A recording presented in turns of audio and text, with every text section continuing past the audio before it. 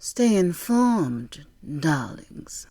How much do you think the claims of these survivors are worth?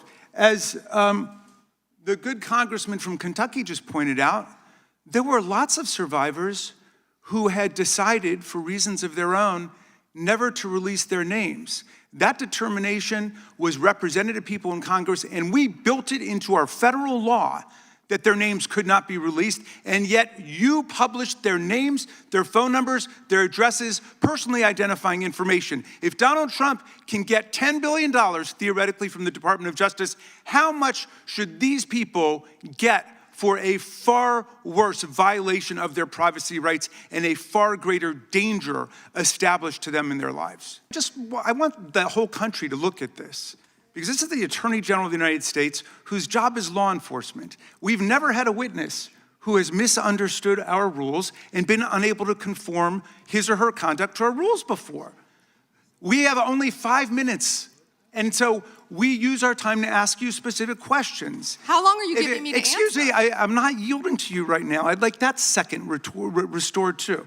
So, Ms. Bondi, the way it works is we ask you a question and you answer it. And if you go off on a wild goose chase, another tangent, you start reading statistics or you start talking about stuff going on in our district. And by the way, I invite you to my district. Come to my district, but that's not what we're here to do today.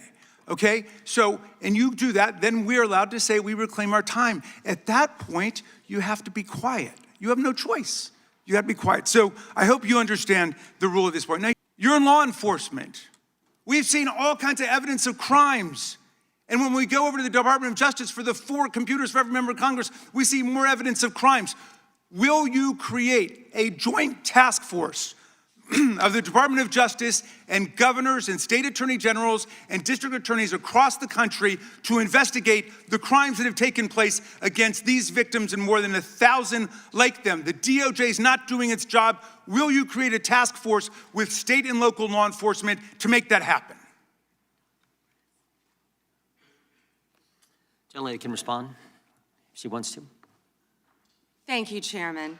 He called Chase Mulligan a wild goose chase and didn't even know who he was. He is a defendant in your own district who preyed on girls. Mr. Chairman. Well, you know what? If he were part of the Epstein investigation, you wouldn't do anything about it. Burn!